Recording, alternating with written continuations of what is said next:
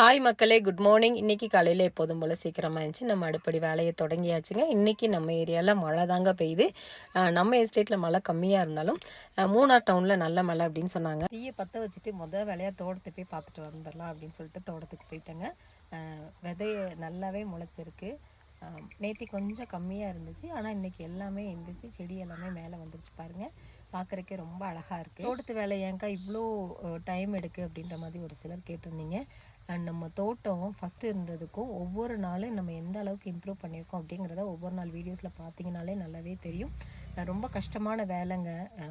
கொஞ்சம் இடமா இருந்தால் ஓகே, பட் இங்கே நமக்கு தோட்டம் பெருசாக இருக்கிறதுனால வேலை செய்கிறது கொஞ்சம் டைம் எடுக்க தான் செய்யும். எப்படி பார்த்தாலும் இன்னும் ஒரு 10 நாளைக்குள்ளே முடிஞ்சிருங்க. இன்னும் வேலி மட்டும் கட்டிட்டோம் அப்படின்னா அடுத்த வேலையாக நம்ம இதை க்ளீன் பண்ணி இது ஃபுல்லாமே விதை நடுற வேலையாக தான் இருக்கும்.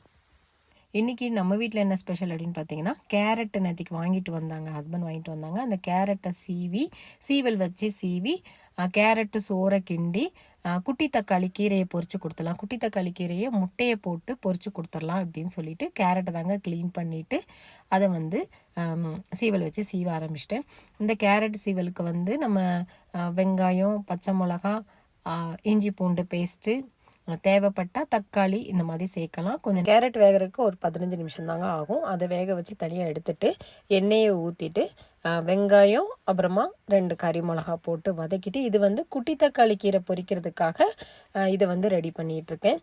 இந்த குட்டி தக்காளி கீரை கொஞ்சம் கசப்பாக இருக்குங்க, அதனால குழந்தைங்க இஷ்டப்பட்டு சாப்பிட மாட்டாங்க. அதனால என்ன பண்ணலான்னா அந்த முட்டையை உடச்சி ஊற்றி அதை கிண்டலாம்.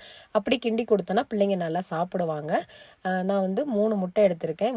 இந்த தக்காளி கீரையை பறிச்சுட்டு 3 நாள் ஆகுதுங்க. லைட்டாக வாடிருச்சு, அதனால தான் நான் கட் பண்ணும்போது காமிக்க முடியல. கொஞ்சம் வாடிருச்சு, இருந்தாலும் கீரை நல்லா தான் இருக்குது. இந்த முட்டையும் அதோடு சேர்த்துட்டு நல்லா கிண்டி விட்டுட்டு உப்பு முட்டையில் மட்டும் சேர்த்துருக்கேங்க, கீரையில் சேர்க்கலை. முட்டையில் உப்பு சேர்த்து கலக்கி வச்சதுனால அதில் உப்பு இருக்கும். இதை பக்கடுப்பில் மாற்றிட்டு எண்ணெயை ஊற்றிட்டு கடுகு, வெங்காயம், ஒரே ஒரு பச்சை மிளகா, கறிவேப்பிலை, இஞ்சி பூண்டு பேஸ்ட்டு, இது கேரட்டை தாளிக்கிறதுக்காக இதை பக்கடுப்புலேயே போட்டேங்க. ஏன்னா கொஞ்சம் வேகணும், அதனால கீரை நல்லா வெந்துருச்சு. இப்போ முட்டையும் அதோட சேர்த்துருக்கோம் இல்லையா, ஸோ அது ரெண்டுமே நல்லா வேகணும் அப்படின்னு சொல்லிட்டு பக்கடுப்புலேயே போட்டேன்.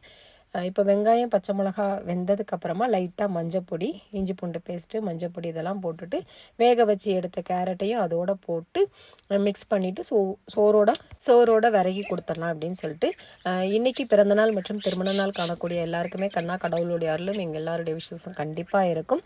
இந்த வீடியோ பிடிச்சிருந்தா மறக்காமல் லைக் அண்ட் ஷேர் பண்ணுங்கள். உங்கள் எல்லாருக்குமே ஹாவ் அ நைஸ் டே மக்களை. தேங்க்யூ.